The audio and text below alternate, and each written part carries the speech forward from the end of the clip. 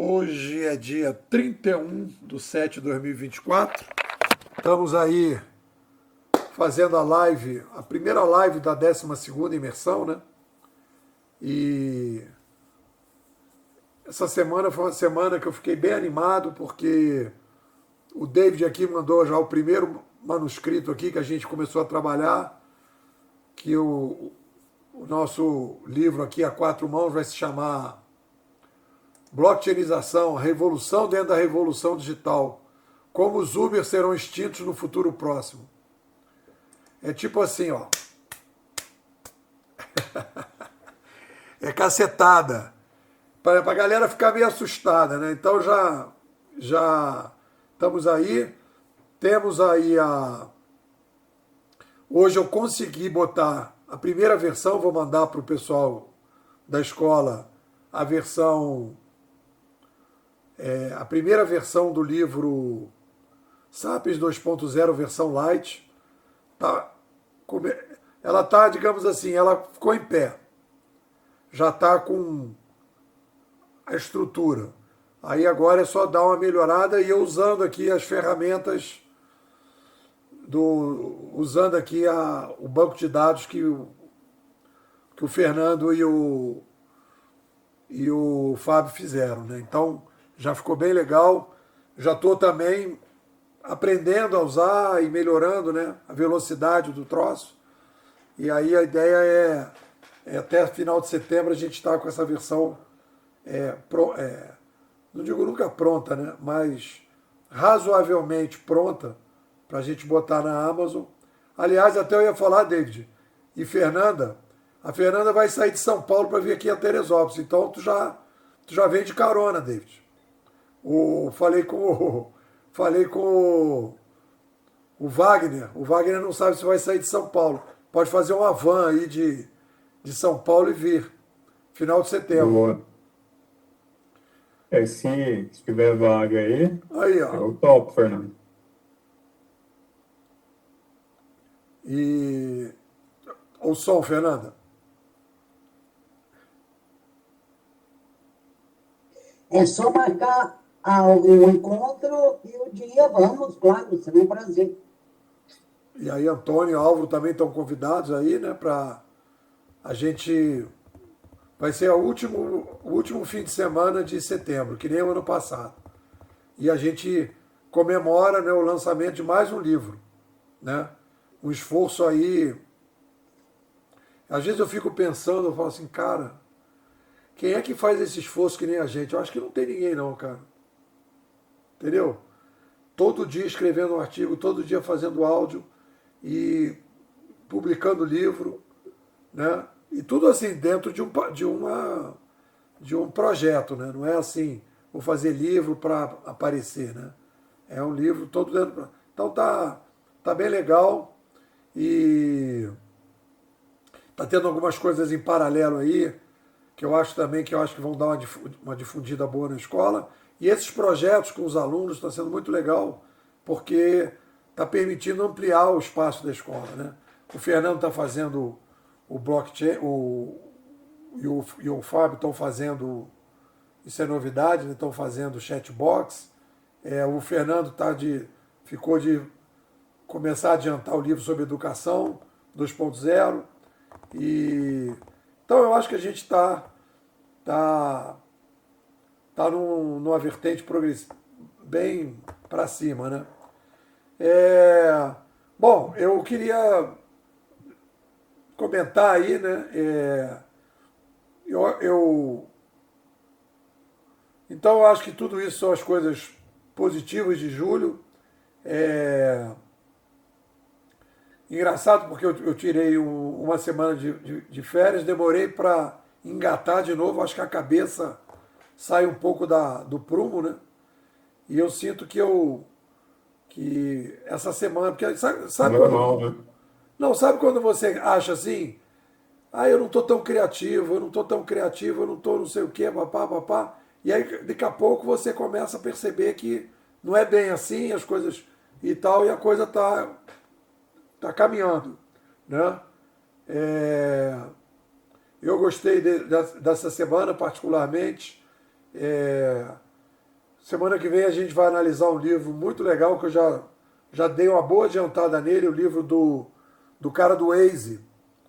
Muito interessante. E já adianto para vocês que eu acho que é o Uri Levine, isso.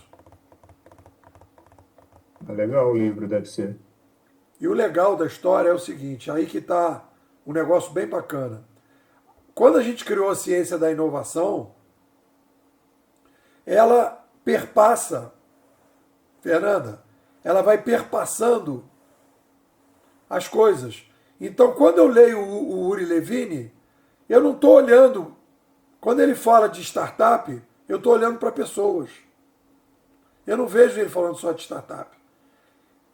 Nós estamos virando startups. E quando ele fala de como a gente tem que fazer isso, fazer aquilo, tudo aquilo vem para a inovação pessoal. E às vezes, por ser uma coisa que ele tem um aprendizado grande, ele traz muita coisa interessante para a inovação pessoal, apesar dele não falar de inovação pessoal. Esse é um ganho que a gente tem aqui na Bimodais. E eu vou ver se eu, de repente, pego livros, vamos ver o que eles vão sugerir, a Amazon vai sugerir, livros nessa pegada aí do Uri Levine, para eu poder trazer essa experiência das startups. Então é isso. Então estamos aí com o livro, primeira versão, começando. Eu acho que a gente até setembro, com certeza, já vai ter o negócio. E hoje foi uma coisa, vai sair no áudio de amanhã. Eu falei o seguinte, olha só, são 3 livros. O Light seria o material didático para um curso básico. O versão hard enxuta seria o material básico para um curso intermediário. E a versão estendida hard seria para um curso avançado. O material está pronto. Quiser fazer um curso sobre inovação pessoal, o material já está pronto. Entendeu? E cada um num nível diferente. Um nível mais basicão, o mais aprofundado, e depois o outro bem aprofundado. Então, passar a bola aí para a gente conversar. Fernanda, como é que está avaliando aí julho? O que você poderia comentar aí do nosso mês de julho, ou da semana, ou do último áudio, qualquer coisa está valendo. Ok, então vamos no último áudio, que inclusive deve estar mais fresquinho de hoje, né? E aí, quando você, uma questão, né? Quando você coloca, né? Na verdade, eu falava que era uma revolução midiática, tecnológica, mas, na verdade, ela é ligada à sobrevivência. Quando você disse isso, eu pensei, poxa, mas a ligada à sobrevivência sempre é, né?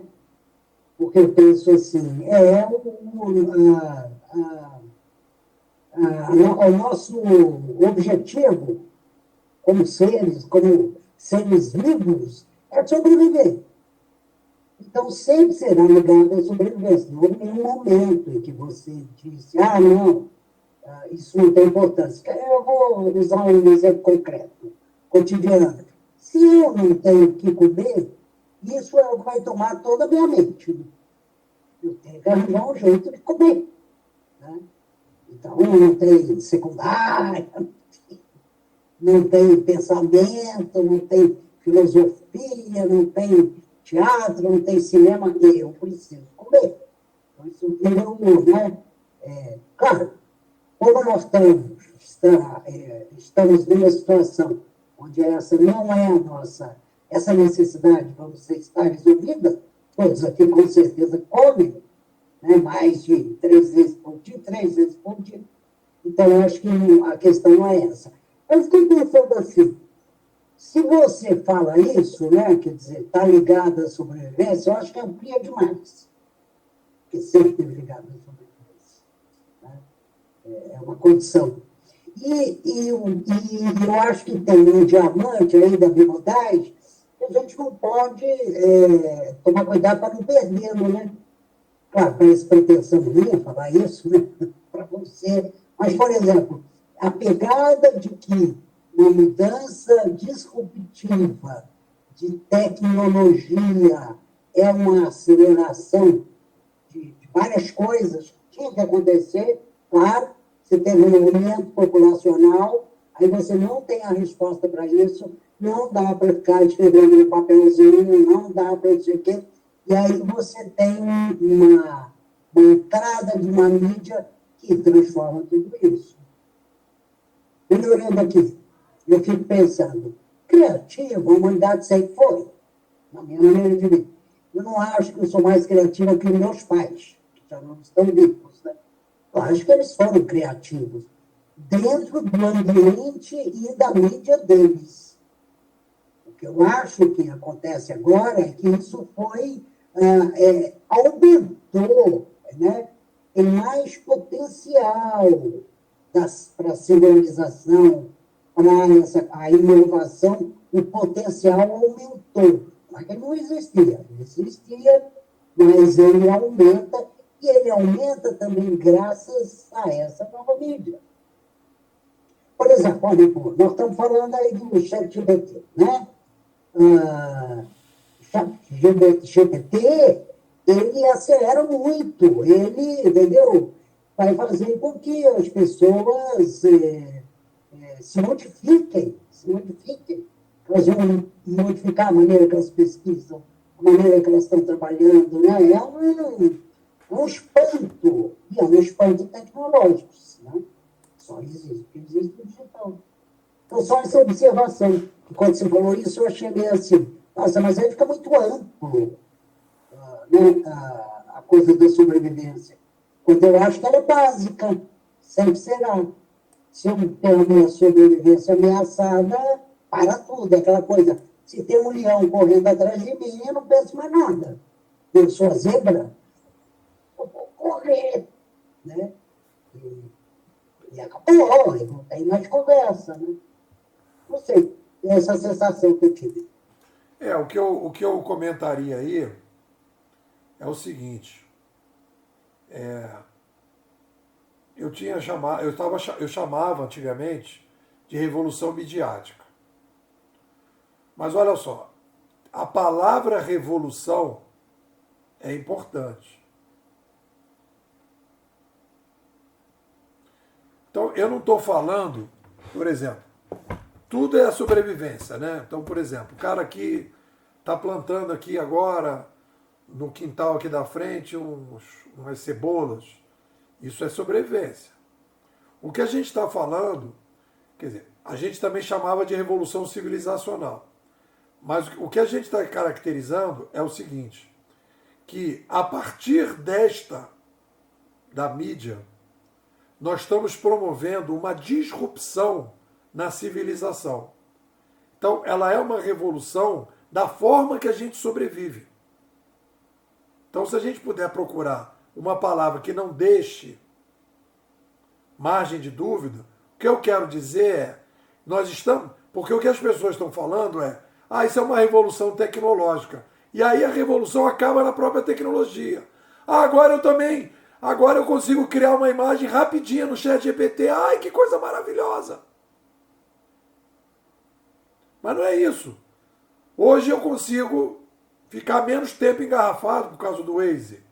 Eu consigo alugar o meu apartamento que eu não conseguia antes, porque o corretor não aceitava. Agora eu faço pelo Airbnb. Agora eu consigo assistir vídeo no YouTube sobre vários assuntos. Então isso é uma revolução da sobrevivência. A maneira que nós estamos sobrevivendo é diferente, porque a gente está resolvendo problemas através dos rastros digitais. Não é mais através da oralidade da escrita. Então eu tenho que caracterizar que a gente está dando nós estamos quebrando a civilização em duas. Antes e depois dos rastros digitais, antes e depois da curadoria. Então, eu chamo de revolução da sobrevivência para combater a ideia da revolução tecnológica.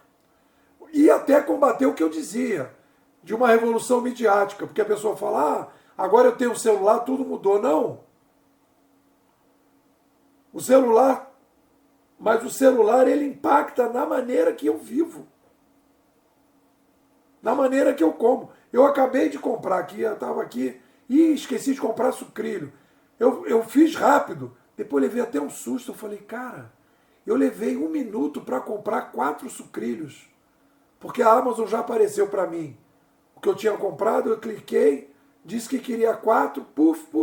Foi tão rápido. Eu falei, cara, imagina, eu teria que sair, ir no mercado, não tinha o sucrilho que eu queria, porque aqui não tem. E aí eu ia comprar um outro sucrilho, e aí, sei lá, daqui a amanhã tá chegando aqui. Ou depois da manhã. Então a gente está mudando a forma de viver. É isso que eu quero caracterizar. Se o nome não é bom, eu posso melhorar. Mas a ideia é essa. É para dizer, não é tecnológico, não é midiático. É uma mudança de como a gente vive. Isso é uma coisa. Em relação ao negócio da criatividade, eu diria o seguinte. A gente tem, isso está no livro aí, né? O aumento exponencial da necessidade da criatividade. Eu não sou mais criativo que meus pais. Eu acho que nós vamos ser obrigados a ser. Por quê? Porque hoje você está mexendo aqui numa coisa, aí você chega no dia seguinte e, peraí, mudou, não é mais o programa? Peraí, deixa eu ver. Então, como é que faz isso aqui mesmo? Aí você precisa estar o tempo todo se modificando, né? Atualizou aqui o Chrome, peraí, não é mais daquele jeito? Agora é assim? Então, peraí, deixa eu ver. E tal, né? E agora tem o tal do ChatGPT, como é que faz? Peraí. Eu faço isso para ele? Hoje eu botei a legenda de um videozinho que eu fiz curto no TikTok. Aí a Carla falou, dá para baixar a legenda ficou muito alta. Eu falei, como é que baixa? Pega o dedinho aqui e abaixa, mas eu não consegui. Mas vou tentar na próxima vez. Então, é o tempo todo. Então, o que eu estou falando de criatividade é a capacidade que a gente tem que ter de estar o tempo todo mudando. Então, isso é um aumento exponencial que os nossos pais... olha, queria falar para você que a padaria agora abriu agora um outro negócio. É mesmo? Peraí, então era uma coisa de, sei lá, de ano em ano, de mês em mês. E aquele colunista do Globo não está mais escrevendo no Globo. Agora entrou fulano. É mesmo, é. Era uma coisa de 2 em 2 anos. Né? Então isso, a gente precisa estar o tempo todo se adaptando. E vai falar isso em trabalho, e possibilidades, né? Moradia, não sei o quê. Então é um pouco nessa linha. Antônio, o que você tem a dizer aí? Pode falar do mês, de ontem, de hoje, de agora. Bom, eu estava meio que de férias, então eu estava acompanhando menos. Mas essa parte de usar essas ferramentas, eu acho que, bom, vamos dizer assim, não tem mais volta, né? Você não tem mais a opção de, eu vou ignorar o chat GPT ou alguma ferramenta de inteligência. Eu acho que o que tem que ser feito agora é se adaptar. E usar isso de uma forma, claro, que vai te ajudar, né? Então, assim, existem várias coisas interessantes no trabalho, o pessoal tentando usar para não só aumentar a criatividade, mas também ganhar tempo com isso, vamos dizer assim, as tarefas chatas, as tarefas repetitivas, que não agregam nada, você conseguir criar um agente, criar alguma coisa usando o IA que vai te ajudar a você não perder tempo com isso.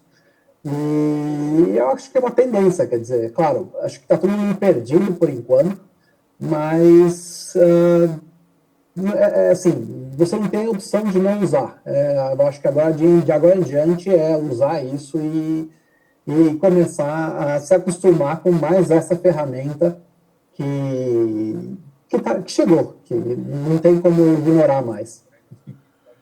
O que eu acho engraçado que foi, como eu comecei no computador bem no início,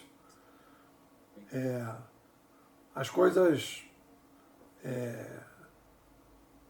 Eu, quando comecei a usar programa de correio eletrônico, não tinha spam, anti-spam, então vinha tudo.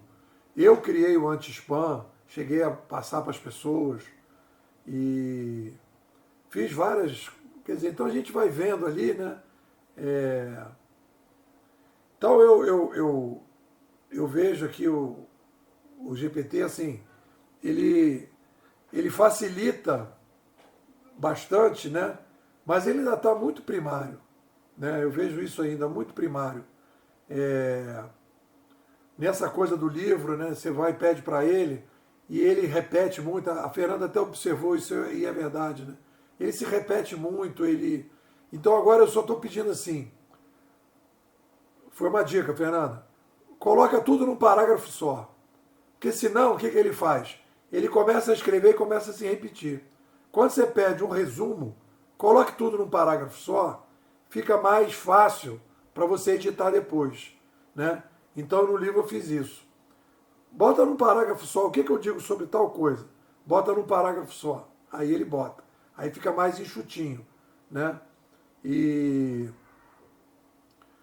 e aí tô aí, aprendendo aí com ele, né? Como é que ele facilita a escrita de um livro, né? E aí eu me lembro, eu tenho tal conceito, aí busca lá para mim, que eu teria que eu buscar e fazer a busca, não sei o que, ele traz, aí eu dou uma arrumada e a coisa vai andando. Então, o tempo que eu levaria para escrever esse novo livro, porque eu tinha pensado em publicar o livro, versão hard e enxuta, né, em setembro. E agora já mudei, porque eu vi a possibilidade, porque não ia dar tempo, né, de fazer a versão light. Até porque o público aqui de Teresópolis, que não é o da escola, que vier, aquela versão enxuta está muito casca grossa. Tem que ser um negócio mais. David, fala aí, meu filho. Tá me ouvindo aí? Tô. Bom, o áudio de hoje eu não ouvi, mas o de ontem foi muito bacana. De ontem eu ouvi. Vou ouvir ainda o de hoje. E tô na expectativa aí para ouvir a análise aí do fundador da Waze.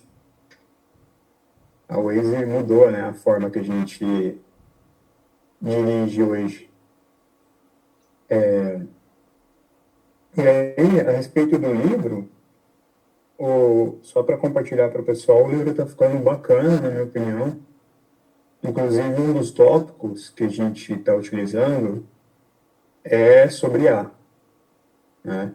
A gente vai falar sobre a IA curadora, né, que é a IA, as inteligências artificiais open source, que está crescendo muito e a gente não está vendo, porque a gente já está os mesmos problemas que a gente tem com as big techs, de restringir conteúdo, abusar da curadoria, digamos assim, a gente já está tendo com essas IAs, né? Às vezes tem um pouco de manipulação, tem isso aí de ineficiência também, que a Fernanda comentou, né? O Paulo comentou. Por exemplo, teve o atentado americano lá, né? No Donald Trump, e se eu fui usar uma IA, e naquele dia eles tiraram todas as imagens do Trump. Você não conseguia pegar nenhuma. Então tem uma certa manipulação e em um dos capítulos a gente vai falar disso, né?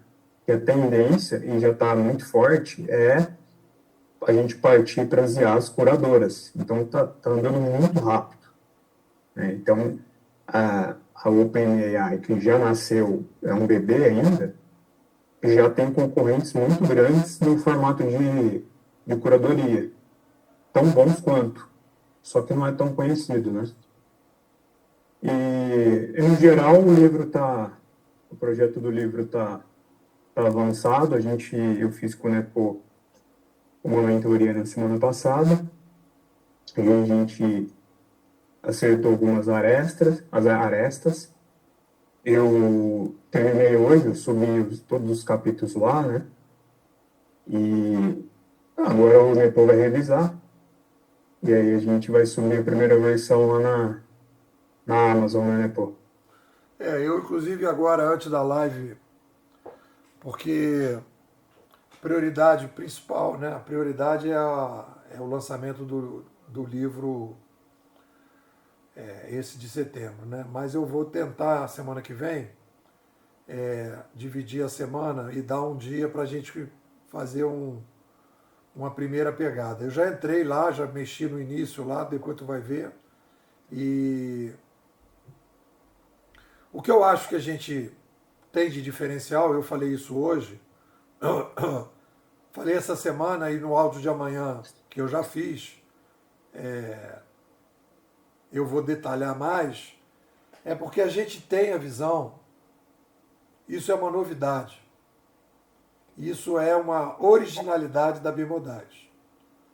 A gente consegue enxergar a descentralização progressiva.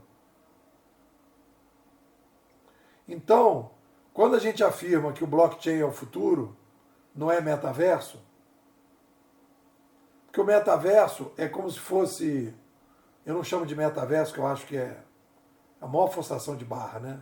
Tecnologia 3D é uma tendência, como é também a tendência de não ter motorista nos carros, ou uma tendência da gente conseguir chegar em Marte, por exemplo. Tudo isso são coisas muito legais, muito importantes, mas não são revoluções da sobrevivência, de modificar profundamente, estruturalmente, a vida dos sapiens. O fato de não ter motorista no Uber é uma coisa bacana, mas não é a mesma coisa do que a gente ter, por exemplo, um Waze operando, em que você tem milhões de pessoas cooperando com milhões de pessoas para que todo mundo possa ficar menos tempo na estrada, né? Isso é a revolução. Isso é a base da sobrevivência. É como a gente se coopera. É a mudança na cooperação. Então, quando a gente enxerga a descentralização progressiva, a gente se antecipa na macro tendência. Por isso que a gente pode fazer esse título no livro, porque o que acontece? Essa crise que o David falou, que é a crise da curadoria 1.0, porque a curadoria 1.0 é uma plataforma centralizada usando rastros digitais. O blockchain é um ecossistema distribuído usando rastros digitais. Qual é a diferença? Se o cara do YouTube manipular alguma coisa, ele é dono da plataforma. Ele tem os códigos, ele pode fazer as mudanças que ele quiser. Por exemplo, o YouTube criou um critério lá que é o seguinte: quando você bota um vídeo e monetiza, até os primeiros 1000 usuários você não ganha nada. E ele bota propaganda. Depois dos 1000 é que você começa a ganhar. E do 0 a 1000 ele que ganha. Ele não tem que te pagar nada. Por que isso? Qual é a lógica? É assim. Por quê? Porque o YouTube decidiu que é assim. Ou você bota o vídeo lá ou você não aceita a regra. E aí você não concorda, né? Então isso vai criando. A estante virtual também teve uma briga com os sebos, aí tiveram lá um arranca-rabo, né? E aí, então, quando a gente criar o blockchain, cara, aí é uma coisa inimaginável, né? Porque você imaginar um Uber blockchain, que você não vai ter 25% para pagar para o Uber, que é hoje, né, a tarifa, 25% vai para o Uber. Mas se você imaginar que o cara vai... iFood. Pois é. iFood é 25, 30 também. Se você imaginar que o cara vai pagar 3% para os mineradores e não vai ter mais os 25%, olha o preço que vai cair. O motorista vai ganhar mais e o passageiro vai pagar menos. Vai tirar o intermediário. Uma coisa que eu falei é o seguinte, que tem a ver com essa descentralização progressiva. Merecia até um livro só sobre isso. Quanto mais a gente aumentar a população, mais a gente precisa tirar os intermediários. Porque os intermediários, eles vão ficando gordos, molengas, e aí aquilo vai emperrando as coisas. E eles vão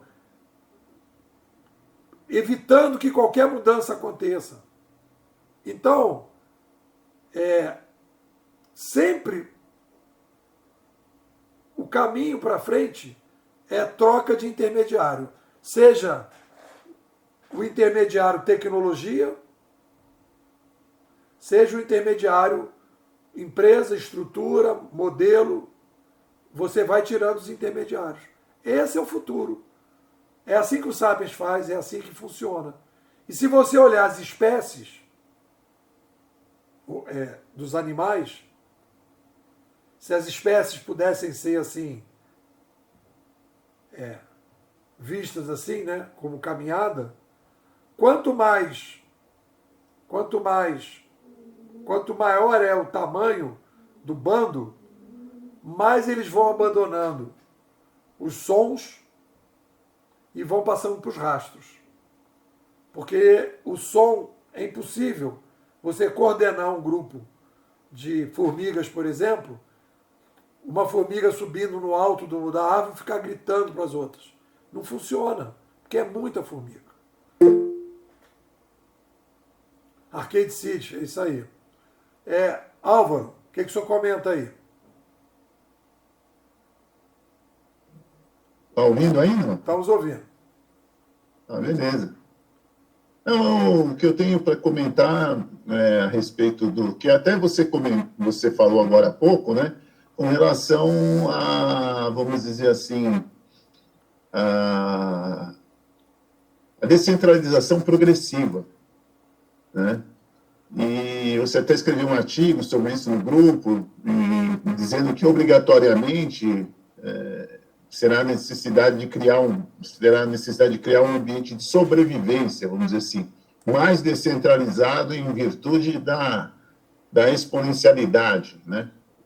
E a partir daí, eu anotei alguns tópicos, uma matéria interessante que saiu na revista MIT, né, na versão do Brasil, que fala sobre isso exatamente, quando eles colocam a exponencialidade surgindo no mercado, a AI Economy, que é um termo que se dá agora e que é um novo paradigma, né? Vamos dizer assim, até anotei aqui, um paradigma econômico, onde a própria IA, vamos dizer assim, vai desempenhar um papel central na transformação da indústria, da organização e do mercado, e nessa nova economia da IA, não vai só apenas automatizar o processo como um todo e as tarefas, como também vai criar novos modelos de negócio, produtos, serviços e formas de interação entre as empresas.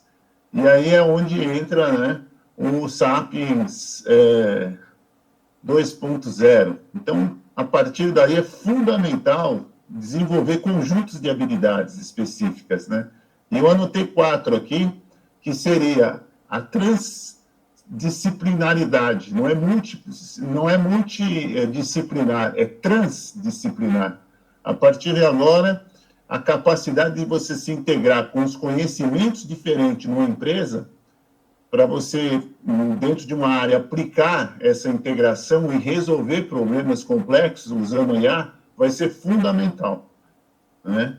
E a segunda, vamos dizer assim, habilidade é o aprendizado, né? Quer dizer, a partir daí, vamos precisar estar sempre aprendendo, porque não vai parar nessa IA que está começando. A IA vai evoluir com o passar do tempo, então a gente vai ter que estar sempre se adaptando às novas versões que vierem, né? E, inclusive, investindo em cursos, até em workshops, e é um aprendizado contínuo, né? Que é o tal do lifelong learning, né? Quer dizer, um aprendizado constante. E o terceiro, no caso, é o pensamento adaptativo, como o Antônio falou, que é uma habilidade de pensar de forma criativa, né?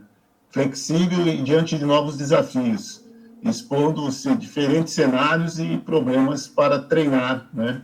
E resolver isso. Então, é mais ou menos por aí, né, do que a gente está conversando, e a visão da revolução digital, que é entender as implicações da integração da tecnologia digital em todos os aspectos da vida.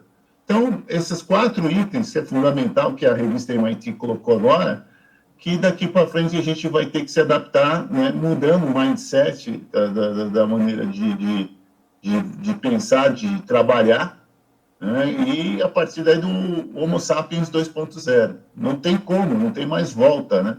Então, esse pensamento de adaptação, enfim, essa mudança de trabalhar implica em todo o nosso comportamento. E isso é só o começo, da minha maneira de ver, porque a IA, a AGI, né, a inteligência artificial generativa, ela só está começando. Então, ela está dando bug, está alucinando em alguns momentos, mas lá na frente ela vai cada vez ficar melhor.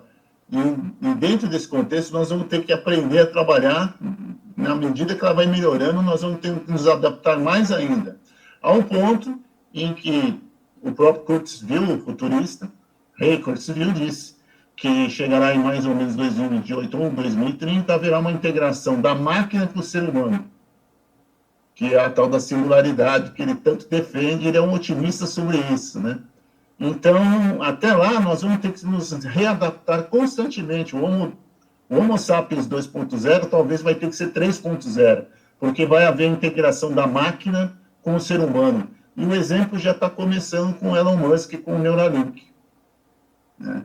Que já, eventualmente, quer implantar um chip no cérebro para transformar o cérebro em algo mais rápido na hora de pensar e resolver problemas complexos, né? Então, vai ser muito comum em 2028, 2030, segundo o Ray Kurzweil, de que a gente vai conhecer seres humanos ciborgue. É uma parte, ele é humano, e outra parte ele é integrado com os sistemas.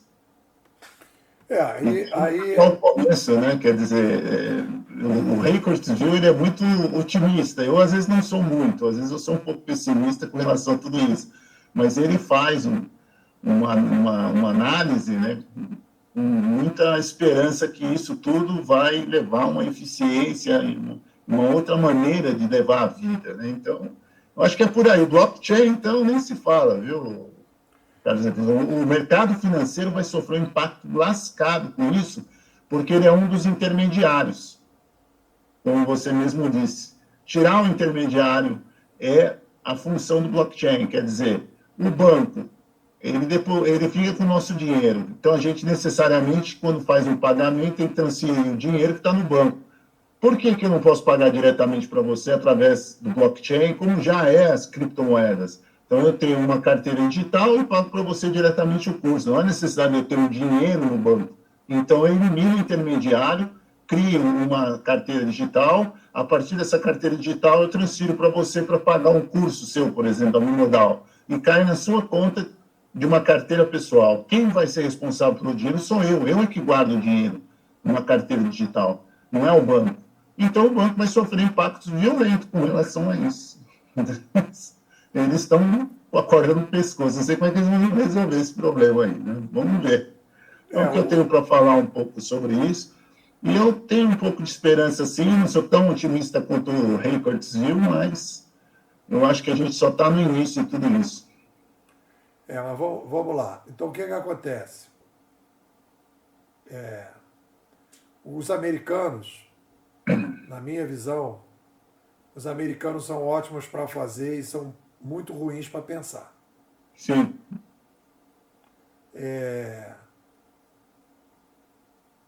quando eles fazem essas macro tendências todas, cabe perguntar o seguinte, querido, qual é o padrão?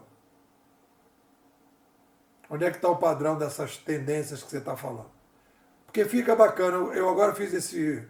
no LinkedIn saiu lá, eu botei lá um texto lá sobre inteligência artificial, aí, pô, sobe, a audiência sobe tremendamente. Como é um termo todo tá bombando, aí todo mundo fala, como teve, vocês vão lembrar que há 2 anos atrás, ou 3 anos atrás, o papo era metaverso.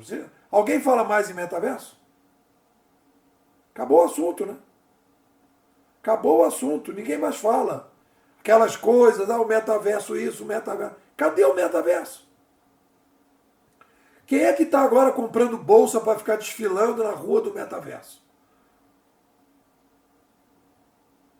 E a gente aqui disse, Facebook metaverso... tinha dado all-in no metaverso, né? Hã? O Facebook tinha dado corpo, mente e alma. Entrou com tudo. E aí, cadê o metaverso? Ou seja, é fumacinha, fumacinha, fumacinha. Essa perspectiva que o blockchain, que a inteligência artificial e que vai mudar tudo, não sei o quê. A primeira pergunta que a gente tem que fazer é o seguinte: as empresas vão continuar? Nós vamos ter empresas? Ou nós vamos ter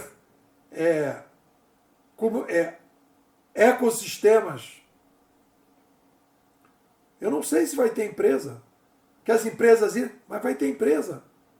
Né? É isso, vai ser DAOs. Cadê a ideia de empresa? Vai mudar. Então, porque eu não vejo a inteligência artificial, essa coisa da inteligência artificial genérica, generativa, não sei o quê, papá, é tudo assim. Bota para gestão. Como é que vai ajudar na gestão? Como é que vai ajudar na gestão? Cara, isso é processamento de dados. Então isso para mim não bate. Meu papel aqui como curador da escola é dizer, não é essa a tendência. A tendência é descentralização. Tudo que for na direção da descentralização vai bombar. O que não for na descentralização não é a macro tendência, né? Por exemplo, o motorista do Uber, ele é o intermediário que dirige o Uber. Você vai tirar o intermediário e vai botar um robô. Beleza. Aí vai criar lá um gigantesco mercado para fazer manutenção de robô de Uber e de robôs, etc, etc.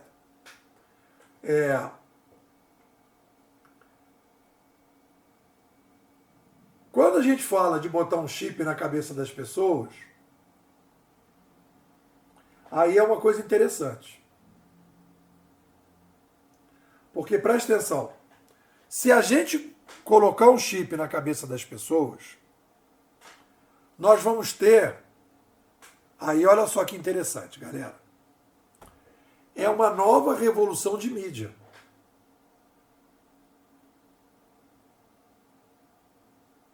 É uma nova mídia. Não é mais. Porque olha só, quando eu digo que o blockchain é uma tendência, o blockchain é um modelo de cooperação que foi possível a partir dos rastros digitais. A partir do computador, o hardware, computador celular, o software. Os programas foram sendo desenvolvidos, aí nós tivemos curadoria 1.0 e aí a curadoria 2.0. Se a gente vai colocar um chip no cérebro, nós estamos fazendo uma nova... É hardware. É uma nova mídia. Sim. É uma nova revolução midiática. Sim. Que vai... E aí eu digo, qual é a tendência? A tendência é aumentar a descentralização. Sim. Tudo que a gente está falando, entre aspas, que eu gosto de chamar isso de entre aspas, de inteligência artificial, de máquinas que aprendem com o uso, Sim.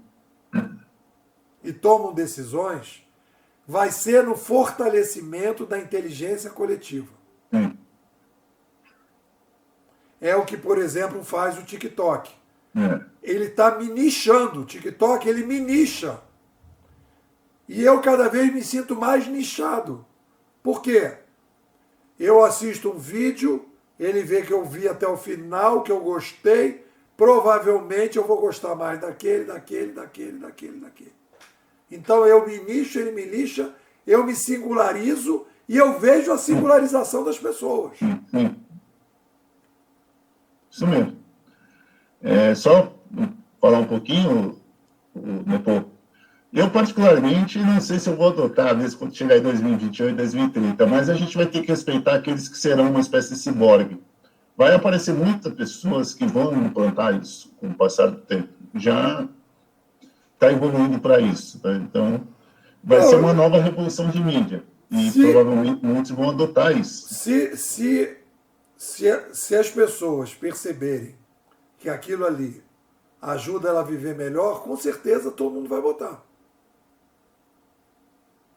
Mas então o que eu digo é o seguinte, o que eu acho dessas tendências, dessas pessoas que falam e dão data, 2030, eu nunca me arrisco a dizer data.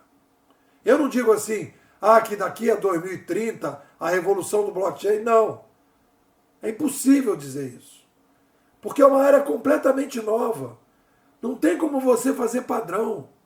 Olha, aqui demorou tanto tempo para chegar aqui, então aqui... Qual é o cálculo? É chute. É porque todo mundo está badalando, cara, não, em 2027, em 2028, em 2029. Cara, é chute. Tudo isso é chute. Tanto que no nosso livro não vamos dizer, olha, isso vai acontecer. Não, essa é a tendência. Essa é a tendência. Descentralização através da curadoria 2.0, que é o blockchain. Aí, dentro do blockchain, nós vamos ter, então, essas ferramentas que aprendem com o uso, né, e tomam decisões. E aí vão...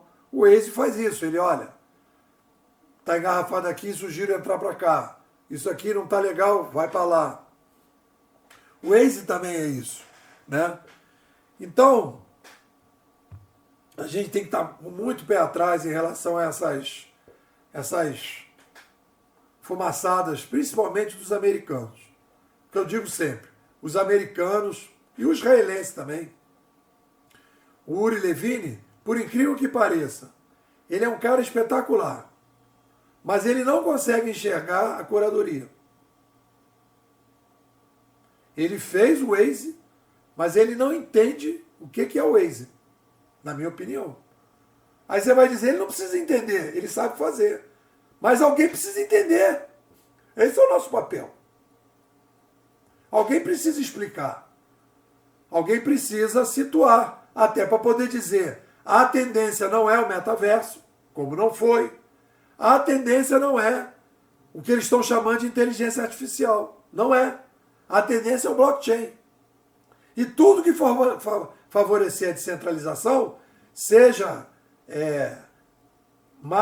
robôs, máquinas que aprendem com o uso, seja o que for, está favorecendo a descentralização, é zona de atração. Não favorece a descentralização, fica ali na periferia, melhorando a vida e tal, entendeu? Nós vamos agora, vou levar foguete para Marte. Beleza. De repente o ser humano pode morar em Marte. Beleza.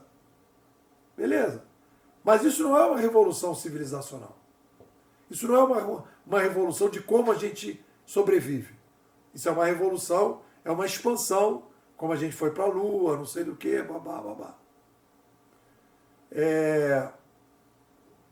Fernanda, comenta aí o papo que está rolando.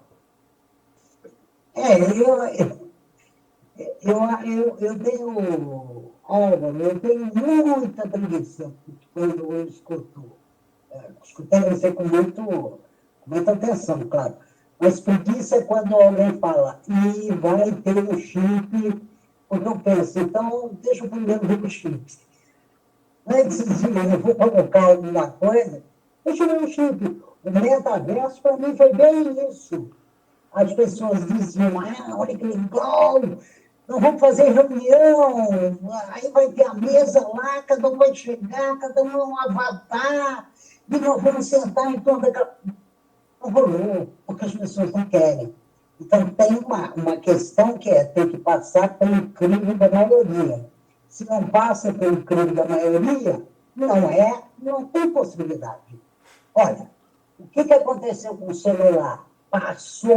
Não só passou, como superou até a maioria. Parece ter mais celular do que ser humano. Sucesso total. Mas tem que ser maioria. Se é minoria, isso é outra coisa. É nicho. Então vai ter os carinhas com chip, acredito, pode ser sim. Né? Mas eu não vejo como, né? E o negócio do chip, você vê aquele óculos do Google também, né? Foi outra coisa. Eu vi a propaganda de óculos do Google e falei, nossa, que incrível, olha, cadê? O óculos até tem, mas quem fez isso? Quem tá... Já viu alguém na rua? Com aquela coisa que parece um besouro, fazendo assim com as mãozinhas? Você já viu isso? Eu não vi. Você vê o Second Life, quando surgiu o Second Life, eu também disse, isso aqui não vai para frente. Porque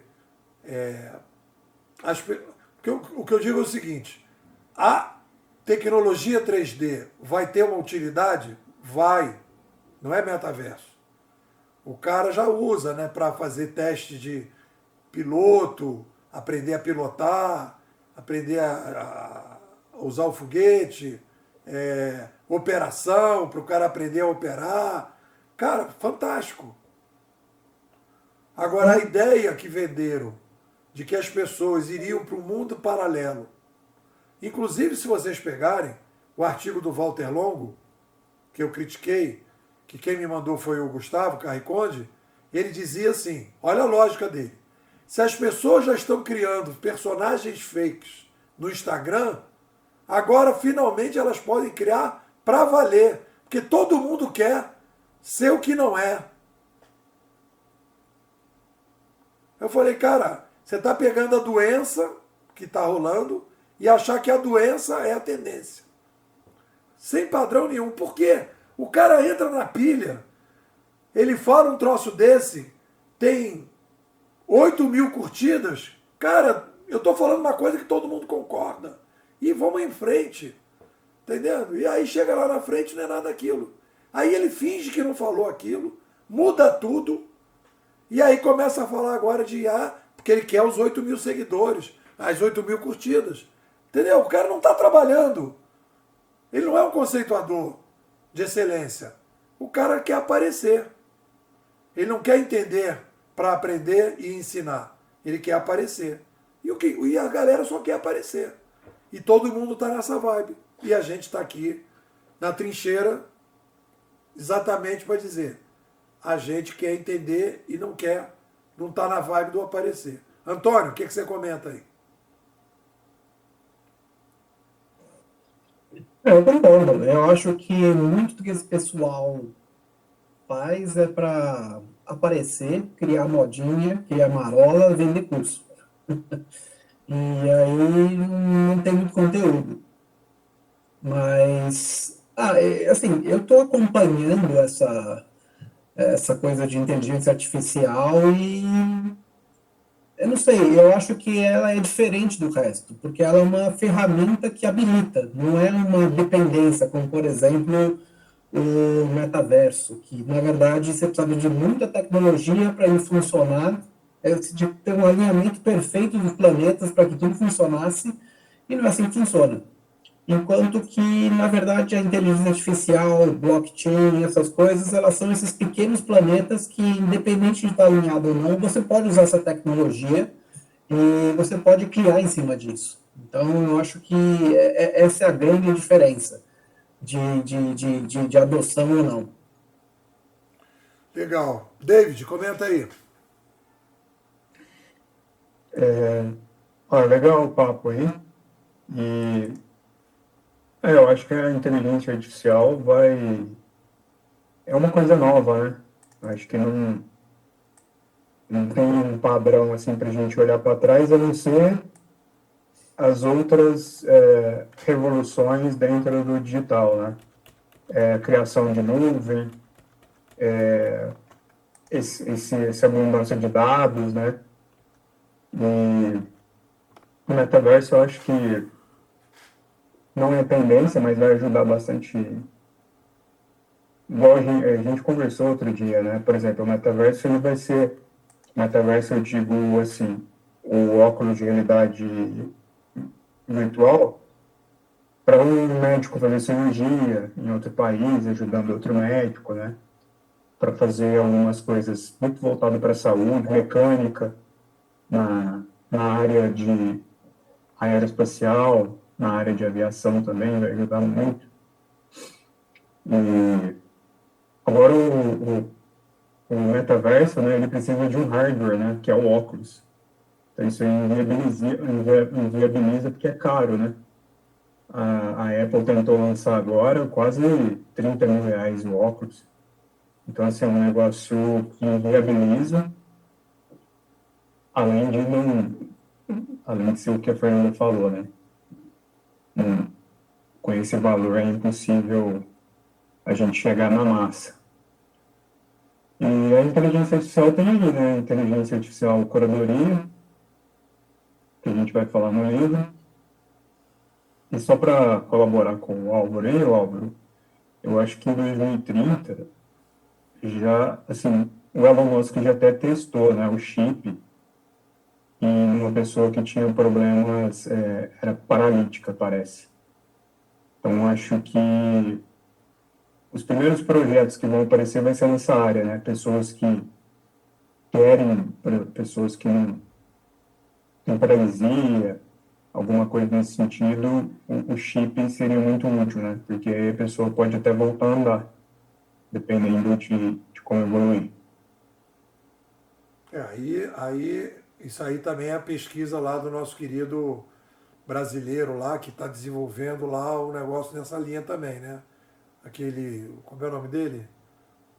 O que fez na Copa do Mundo lá, chutar o gol, a bola. Esse eu não lembro o nome dele. Como é Med, não sei o que. O Fábio até mandou um áudio dele. Mas o que eu quero chamar a atenção de vocês é o seguinte. Hoje, qual é o sistema hegemônico do planeta? Tirando assim muito poucas zonas de abandono. Livre mercado, também chamado por muitos capitalismo, e república. Tudo isso foi filho da revolução de mídia impressa. Se não tivesse a mídia impressa, a gente não teria o livre mercado e nem a república. Então vocês imaginam, o que a gente está discutindo aqui, galera, é a mudança. Então se a gente diz, olha, o sistema de livre mercado e a república é o sistema cooperativo que a gente tem hoje. Hegemônico. Nós estamos falando que nós vamos criar um outro modelo. Essa é a tendência. Isso é mais importante do que tudo isso que a gente está falando aqui. É mais importante do que o cara que vai aprender com um 3D, o cara que vai poder caminhar, o Uber que vai poder dirigir sozinho. Tudo isso vai estar dentro desse novo ambiente de cooperação.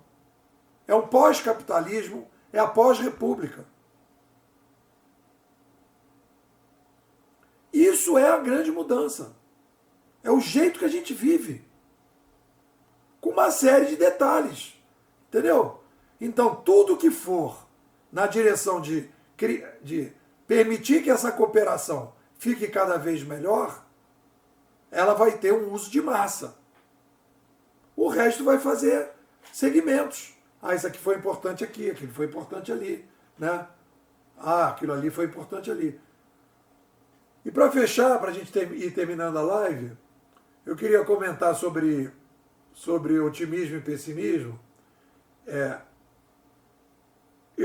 O Matt Ridley tem esse livrinho, não sei se você já leu, Álvaro, chama Otimista Racional.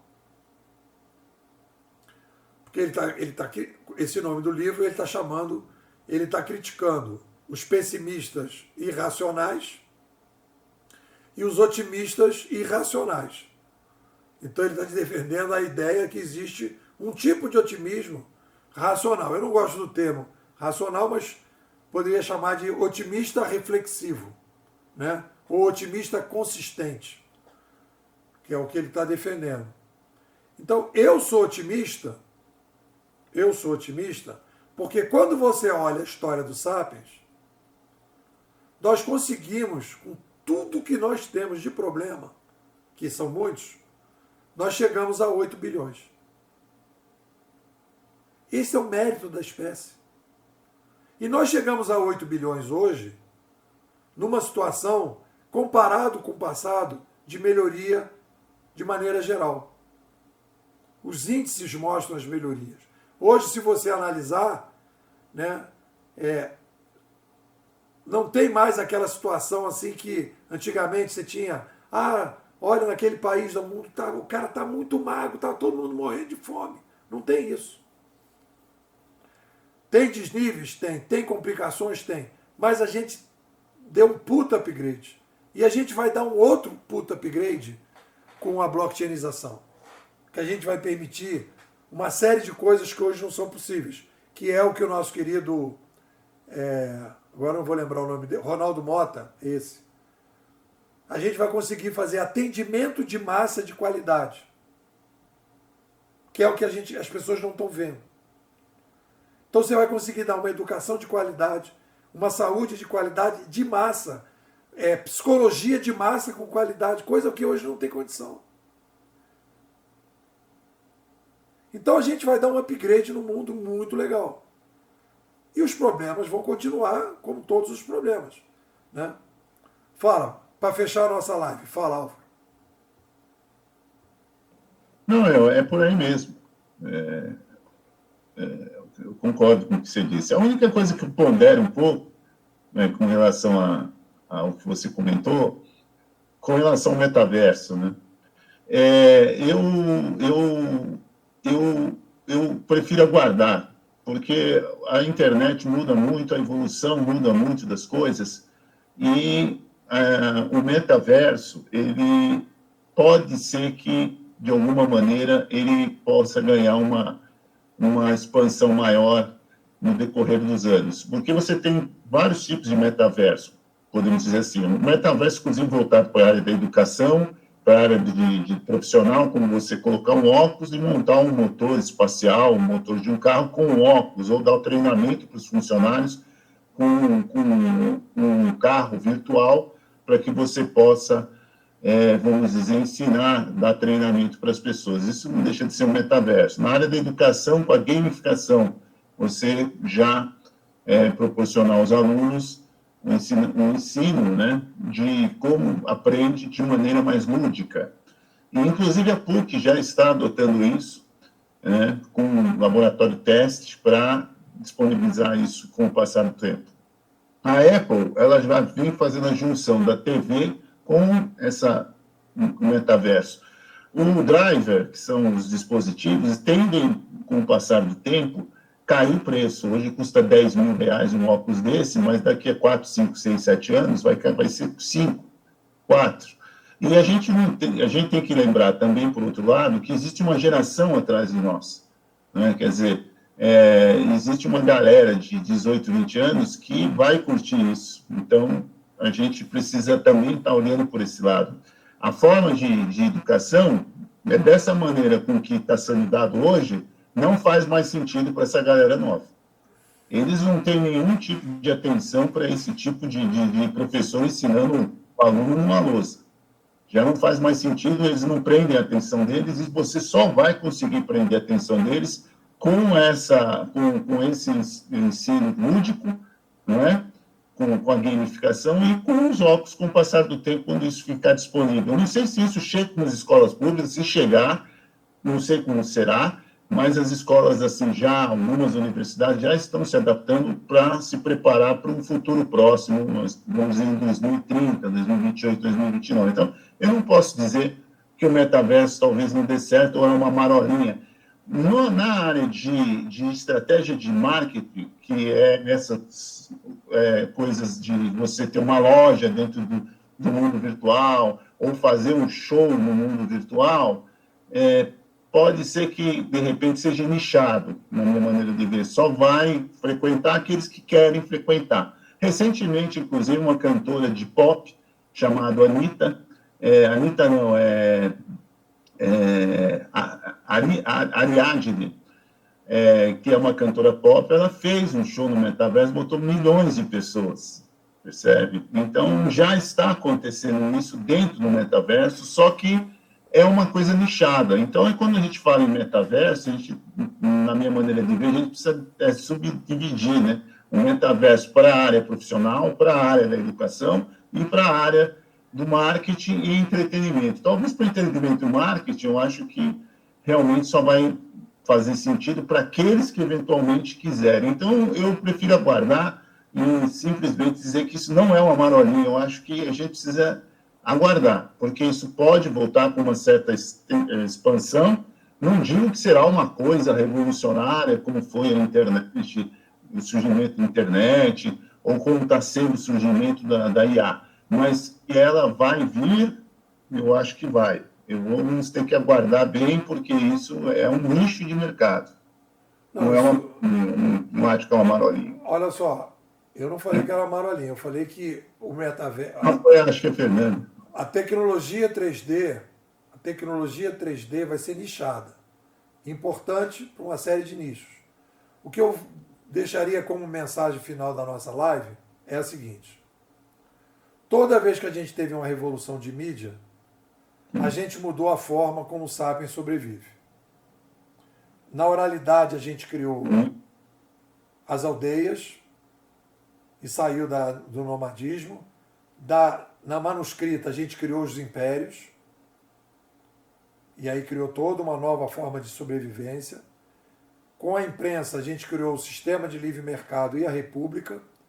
E o que a gente tem que entender é para onde que o que vai ser a alavanca principal para o pós, de chamar assim, eu não gosto, mas vou chamar, para o pós-capitalismo e para a pós-república.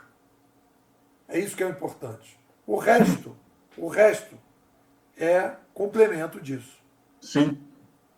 Então o importante é ver que nós estamos à beira de criar uma nova forma de sobreviver, em que a gente vai ter outro modelo de empresas, não mais o modelo atual.